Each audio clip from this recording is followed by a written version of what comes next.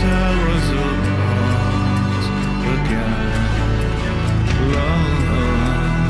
Love will tear us apart again. Why is the bedroom so cold? You've turned away on your side. It's my timing that flows. I have not posted in quite a while now, pretty much all summer, and is basically not due to unfavorable circumstances, but I needed a break from the JW sphere. This summer was a very nice summer. We had as a family a great time. I mean, no conventions to worry about. And to fund and all that nonsense. It was just strictly good times with the family and making memories, making some good memories, mind you. So this was a good opportunity just to hang back and do the typical family thing, and that's making good memories for my kids. And frankly, I've been a little burnt out of this whole activism thing, so I needed to kind of scale back and gather my marbles and recharge for the next bout of activism. And today I was thinking about this. That prompted me to finally turn on the laptop and say a few words. And I was looking at my channel, and my first video was posted 6 years ago. And I was like, oh my God, has it been that long? It didn't seem that long. And frankly, before that, actually, when I kind of sat down and had a heart-to-heart with myself to see how I can combat this Jehovah Witness thing to be, influxed or, have my children not be indoctrinated in this thing 7 years ago. So it was a year before I actually started my channel that I sort of sat down and wanted to come up with a plan on to see how I could stop the Jehovah Witnesses from indoctrinating my kids. So in this little summary of what has happened within the last 6 or 7 years, I want to update you guys as to what's going on. Is my plan working? Is it a total failure? Things like that. What is working? And I like to share what I found as to my methods of sort of try to combat the Jehovah Witness indoctrination against my kids. So whether my method of madness, in this case, is applicable to everyone, or if it's a one-size-fits-all solution to everyone, I don't know. I honestly don't think it does. It may apply to a good majority of people out there with kids, worldly spouses with. I don't think it's a silver bullet for all cases. Kind of like when I was trying to to unwitness to my wife, try to wake her up, and I had all the facts from secular sources, good secular sources like actual court files, government inquiries, old publications from the Watchtower Bible and Tract Society. Nothing that would sort of hint of apostasy or apostasy sources. Everything legally and court binding as evidence. All the newspaper clippings and links. My wife knows it all. She knows about the World Australian Commission. She knows about the UN connection. She's beginning. I've told her about the 607 fallacy. And many other things, the usual suspects that are out there to kind of see if I could wake her up, and she's not having it.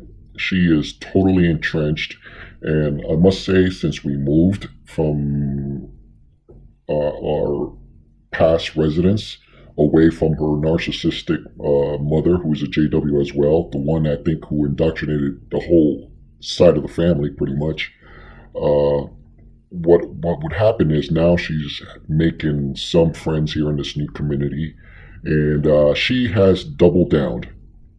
She is all in, feet first, within the Jehovah Witness lifestyle, and I think it's because now she's gaining to have friends and people to see and other moms to kind of talk to now, normal sort of friendship relationships. And she was really missing that after about 15 years of not having that full effect in our other community. So she's all in. She's not going to listen to what I say because deep down inside, I believe her cognitive dissonance would tell her that she's going to lose that again in a way, but much worse because then the whole family is going to shun her, and she will start from scratch. And she doesn't know, I don't think, how to make regular friends. So in that case, I've totally pulled back on trying to wake her up. I think the society, the Jehovah Witness Society, is doing a great job on their own on waking people up. So I'm going to let them kind of put their foot in their mouths and let them do the path of self-destruction, which is if you see all the posts out there in the news and everything, they're in dire need of restructuring of some sort, because whatever they have done in the past as far as recruiting and retention, it's not working anymore. Only in extreme cases like my wife. And mind you, we are creeping up or maybe in the middle age category now. So people of that sort of genre are more harder to sort of convince rather than the younger folks who would look at, sources here and there and are more open to a difference of opinion.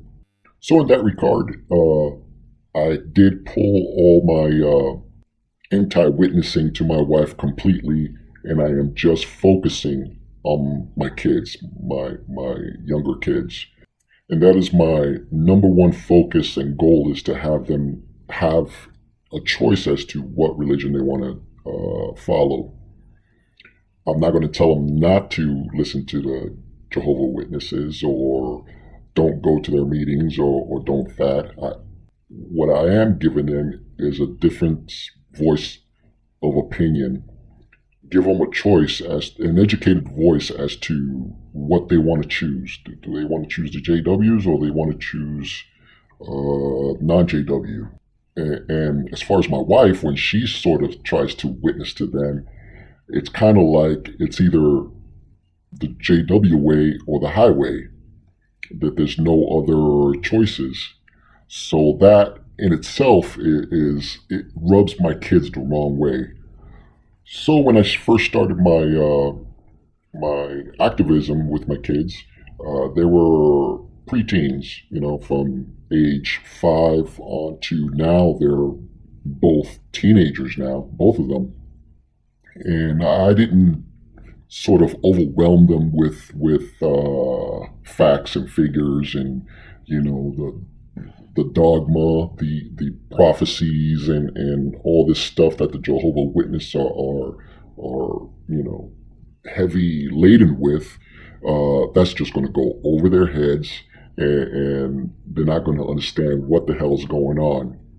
And as far as myself, as part of my strategy, the first couple 2 to 3 years when I decided to kind of do this, was I was going to learn what the Bible really says, an authentic Bible, not the New World's translation. And I didn't read it. I mostly listen to it as I drive around. I do a lot of driving, so there's a lot of hours where I'm just listening to the Bible being read to me, from all the way from Genesis to Revelations to the very last pages. And got a really good sort of overall understanding of the whole Bible and how it relates to each other, all the chapters and everything. And to use that as my source, my law book, as to say, to refute the Jehovah Witness theology.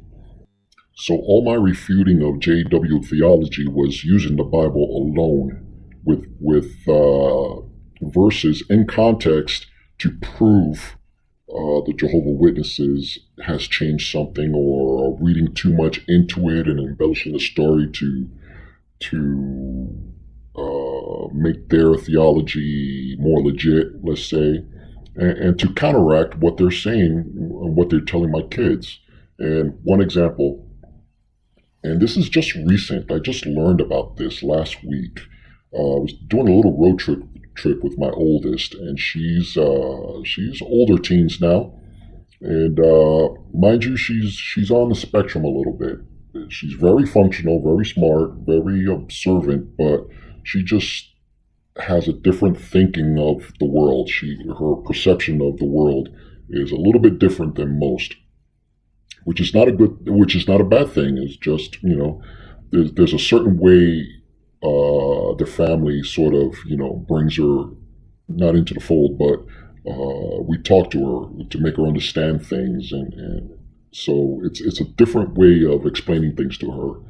But we were talking about something JW related, and she laments to me a lot about mom and how she's being a bit overbearing, and I wouldn't say a helicopter mom. I would say something even worse than a helicopter mom, but in a sense of where mom is actually try to see, limit everything she watches, and things like that. A lot of censorship, a lot of information control, but nonetheless, we were talking about something, and the subject of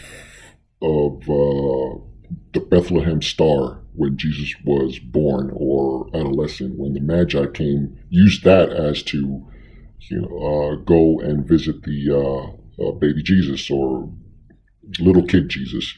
And my daughter told me that mom has told her that star was placed there by Satan to have to lead people to Jesus to kill him. And this is the first time I have ever heard about this, and I was like, she did what? She said what? And she repeated it, and of course she remembers the story because she's telling me verbatim as to their theology about the Star of Bethlehem. And as you know, anybody that reads the Matthew chapter 2, whatever the story of the manger story, there is no indication that that's even in the Bible at all. Completely. I mean, there's not much said about it. I mean, if I just on the top of my head, I think it's only 5 verses, maybe referencing the Star of Bethlehem, and at that point, I went back and I read those passages again, and then I had to go on Reddit, XJW Reddit, and pose a question as to, hey, is there any JW theology about the Star of Bethlehem being a star put there by Satan, the devil, to lure killers to kill baby Jesus? And I love that community because they came back really quick with links as to the JW article and all sorts of references from jw.org to see that, yeah, it's true, they're actually teaching this thing. So at that point, I read both accounts, the JW version in their publications only, because it's really not in the Bible, and it's not even in their Bible either. Maybe there's a 1 or 2 words that were changed, but nothing to really, be theologically unsound. So, and then I started to look at the story logically. Okay, the Magi went to King Herod first, but if the Star of Bethlehem was there, why didn't King Herod not use that star to find Jesus himself and his killers, and not use the Magi's at all as to trick them into telling them where the baby Jesus was? So critically thinking, which they don't promote, but yes, I would admit maybe I'm reading a little bit into the Bible as far as that, but then again, I'm trying to refute the JW version of it. Anyway, so the Magi's went to King Herod first. So I'm like thinking, okay, why did they go to King Herod first and not baby Jesus, as they were following the star to find this prophecy as far as, the king of the Jews, or the savior, or whatever it meant. The trade route, or the shortest point from point A to Persia, possibly where the Magi came from. They came from the east, so more than likely they either came from Babylonia or Persia at the time. So there's a couple of routes to get to baby Jesus there. The shortest route being through the north route there, the trade route that goes into Jericho, north of the Salton Sea there. From there, they have to go through Jerusalem first before getting to Bethlehem. So they have to go through Jerusalem, and of course with this caravan of more than 2 Magi's, because of course they're not going to come there alone through the desert. They're going to have an entourage of tradesmen and things like that. You would imagine. Let's just assume it's more than 2 people going there. These exotic men going through there, and of course, the whole town of Jerusalem is going to know that these, people are coming through, and what's his name? Herod, King Herod, probably invited them in to see, hey, what are they doing there? What's going on? And sure enough, that's when Herod finds out that this king of the Jews is in direct opposition to his authority. So he asked the Magi to see where they are and to please come back and tell me, so tell King Herod, so I could worship them, where in reality he wants to kill them. So the Magi goes down there, finds Jesus, the story, and then an angel tells him what King Herod's true intentions were. So instead of going back the way they were, they took the southern route, going through the desert, which is, and I found this through a circular account as far as trade routes through in biblical times there, from Jesus' time. They took the southern route, which was 100 miles more than the original route if they were to take it north. So it was of great sort of inconvenience and possibly more dangerous for them to take the southern route. But they took the southern route anyway to save baby Jesus and not let King Herod know where he was. The Star of Bethlehem really, really didn't lead any bad guys over to Jesus. If not, it probably saved them. Anyway, this story I think is getting a little bit too long. You get the point. With a little bit of critical thinking and not reading too much into the Bible, you could dispel the JW theology of the Star of Bethlehem being placed there by Satan, which is nowhere in the Bible whatsoever, not even a hint of it. It would have to take a pretty imaginative, wild imagination for someone to come up with that. And I think I've seen in another publication, another chapter somewhere in the JW publication, saying that would God send astrologers over there, which astrology was forbidden in the Old Testament. It was within the law. How can Jesus send these pagans to go worship Jesus or obeisance? Let's give them, let's give the JWs a bone here. To honor Jesus. But then again, within the Old Testament, God used King Cyrus of Persia to save the Jews and to bring them back to the Promised Land. So that right there kind of knocks out that sort of mind frame as well. But anyway, that is a perfect example of what I'm doing to my kids. Yes, learn the JW theology, but research it and find out for yourself. Test the spirits. Be like the Bereans. My kids, to their credit, are very, I would would say, logical. They are natural critical thinkers.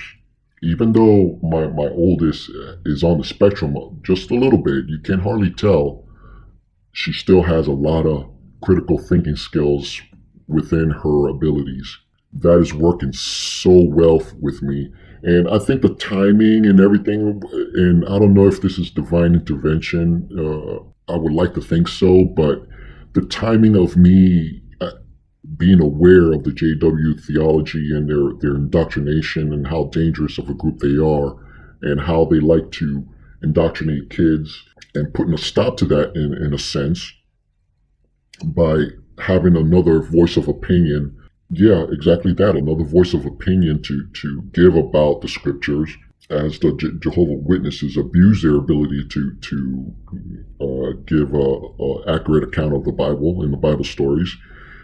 I'm using the Bible to counteract that, and they can't do nothing about it except debate. And as you know, they don't like debating at all.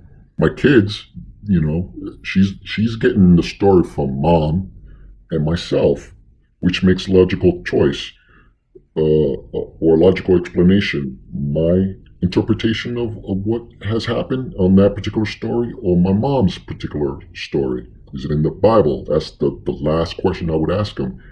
Does this tell you that in the Bible that the Star of Bethlehem is demonic? It does not. It does not say anything.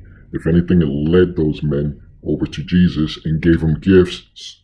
And I'm going to read a little bit into the story here and use those gifts to live in Egypt and to maybe establish a business or something for the exiled Jesus in Egypt to live on and his family before coming back to Israel.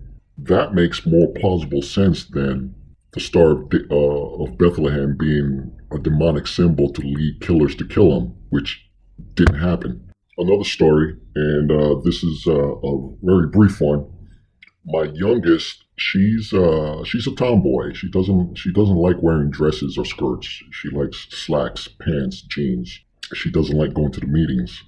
At this point, she's also thinking on herself, and through the same methods that I'm doing before, just speaking to her frankly and not hiding things or not cloaking things in symbolism and things like that. Just plain talk, plain, whatever. They know that to their level of understanding. So as a parent, hopefully you're in tune with your child to see what could they handle, what they cannot handle. And I've made mistakes in the past, so I'm not perfect, but she didn't want to go to the meetings in a dress, and she was lamenting to me about that. Just out of the blue, she doesn't want to wear a dress or a skirt. She wants to go in slacks. So I'm like, oh, okay, you don't, and I was telling her, I don't think you don't have to go to the meetings in a dress or shirt or skirt or whatever. The Bible says, and I'm sorry I don't have the reference with me, but I did look up this reference. Two reference quotes that I just looked up is James chapter 2, verse 2 through 4, and 1 Samuel chapter 16, verse 7. And I like that one. That was the one that made my kids sort of think positively about it. And it says, God sees not as man sees, for man looks at the outward appearance, but the Lord looks at the heart. That right there put a stop to dressing up, going to the meetings.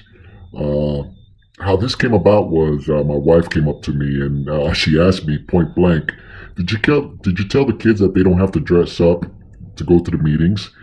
And I was like, and indirectly I told her, well, I didn't tell them that. I told them what the Bible said. The Bible says that God doesn't see the outward appearance. They see their hearts. As long as they're clean and presentable, that should be enough.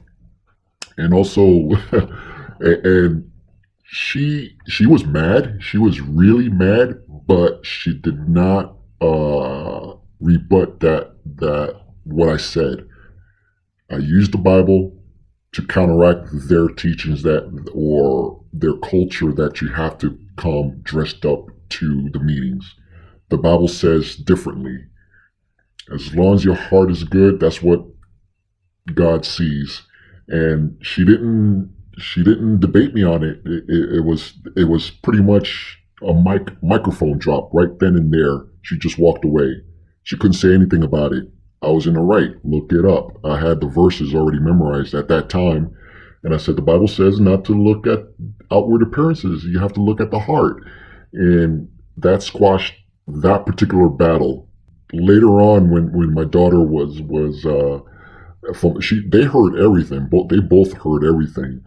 And when we had some alone time, she was like, thanking me. Now she could wear slacks to the meetings if she choose to go to it.